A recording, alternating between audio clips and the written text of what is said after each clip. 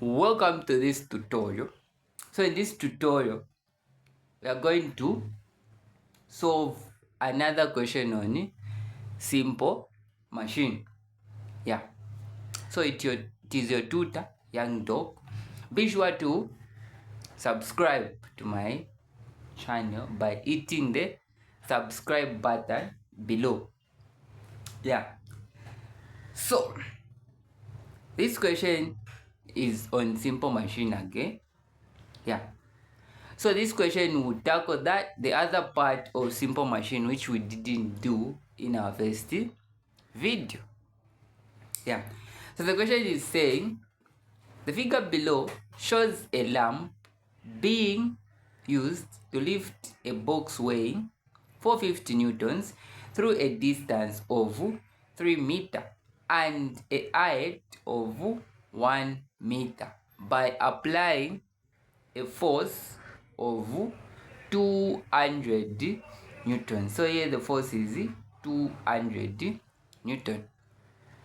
So this is another type of a simple machine which is called a ramp. As I told you in the first video, simple machine don't expect always a pulley. It can come as a ramp, or it can also come as a wheelbarrow in the other questions. Yeah. So our first question is saying, state the meaning of the term simple machine. Yeah, so here they're asking us for the definition of a simple machine. So physics, the most important things you need to know when you are revising a topic is one, first you need to understand the definition. Then second, know the formulas and how to apply them. That's all. That's what physics requires. Yeah. Know how to use the formula and the definitions. That's all. So a simple machine is basically a device which can make work easier by applying what? A less force. As you can see, even the question is saying you are only applying a 200 newtons to lift what? A 480 newton load. Meaning the force you applied is simple and the load you are overcoming is what? Is big. So a simple machine is a device that makes work easier by overcoming a huge load with simple effort. Yeah, so here you are overcoming the huge load using simple effort. Yeah, so that's all. You see, 1 mark. Yeah, so moving on to our next question, which says calculate the mechanical advantage of the lamp. Here I told you in the previous video that the mechanical advantage is the ratio between the load and the effort. So the formula is mechanical advantage is equal to, my marker is dying, load over effort. Yeah. So question B was straightforward. They have given you the force. So here, how can you pick out? I told you, load deals with the object. So whenever you see an object, it can either be a box, a car, anything which has a force, that's the load. So in our question, we are lifting a box which weighs 480. So meaning 480 is our load.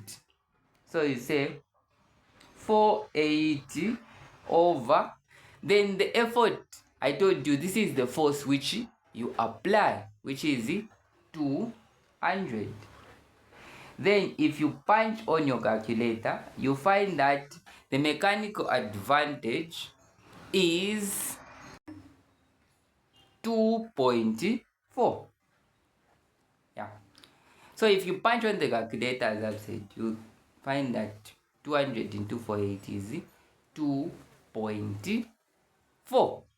So that's our mechanical advantage. And remember, I told you, mechanical advantage does not have units. Most of you are wondering why. Let me show you. 480 is in newtons and also 200 is in newton. If you divide newton and newton, you have what? No units, because they will cancel each other. That's why mechanical advantage does not have the what? The units. Yeah. Moving on to our final question, and the question which was a bit tricky. Yeah. So the question is saying calculate the efficiency of the ramp. So those of you who have watched my previous video, you probably know the formula for efficiency. But for those that are watching this video for the first time, the formula for efficiency is efficiency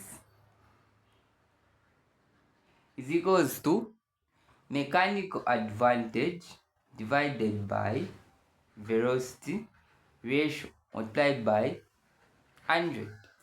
Yeah. So this is the formula we're going to use to calculate what? The efficiency. But we have one problem. Yeah. We don't have the what? The velocity ratio. Yeah.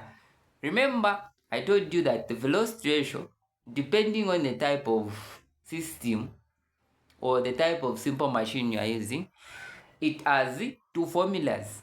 When you are dealing with pulley, you count either the wheels or the rope attached to the wheels. But in our case, we don't have a pulley. We have a ramp. So now this is where you have to compare the distance which is moved by effort and the distance which is moved by the what? The load in the same time. Yeah.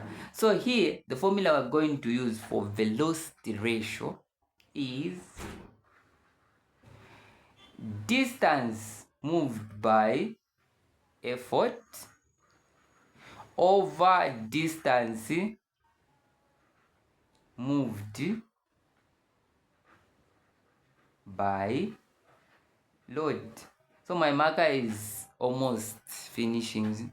Yeah, but I have to finish the video before I change it. Yeah. So the velocity ratio is given by the distance moved by effort and the distance moved by load at the same time, because these are ratios. We are comparing the ratios. Yeah. So now the question comes in.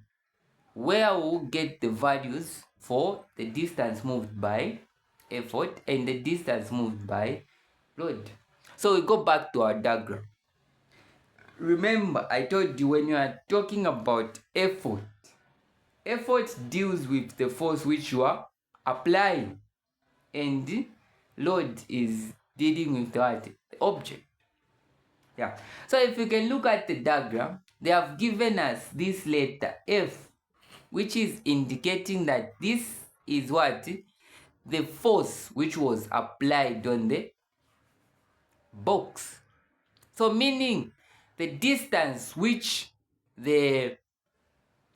was moved by effort is what? 3 meters. Because this 3 meters is what? In the same direction as the force applied. This box is being pushed upwards. So that is the effort which you have to put in. So meaning our distance moved by effort is 3 meters.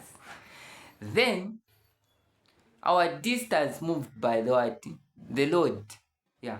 So the distance which is moved by the load, you calculate it in, you take the height. Why are we taking the height? At the beginning, this box was where? it was here. You have seen, huh? But we want to move the box here on top, meaning the distance which will be moved is this one, not this one. This distance is the distance which you will move as you are pushing the box. So this distance is for the person, whilst this distance is for what? For the box, because the box was down and you want to take it here. So you take 1, which gives us our velocity ratio to be 3. I told you the velocity ratio also does not have what? Units. Because here we have 1 meter and 3 meter, and the meters will cancel each other. So doing this, you have basically solved the velocity ratio. So now that we have the velocity ratio, we also have the mechanical advantage. We can now calculate the what? The efficiency, which is mechanical advantage is 2.4. Then the velocity ratio is 3 multiplied by 100. You get what? I'll write it here. You get efficiency to be 80%. So if you divide, you find that you get what? 80%. So you say efficiency is equal to 80%. Yeah, and one more thing I need to tell you is that always remember the velocity ratio should always be greater than the mechanical advantage. If you find that the mechanical advantage is greater than the velocity ratio, check your answer. The answer is wrong. Yeah. So this is how you handle questions on simple machine. So these 2 videos have basically covered part of the entire topic on what? On simple machine. Yeah. What you need to know is how to use the formulas in each question, because here the formula we use to calculate for velocity ratio is different. Yeah. So this formula you only apply to those simple machines which don't have loops or wheels. Basically, other machines apart from the simple machine which is known as the pulley system. Yeah, so be sure to subscribe, comment, and share the video to help others who are struggling with science. And if you want tuitions, feel free to inbox the number above, which is 0967941401. Yeah. So see you in the next video.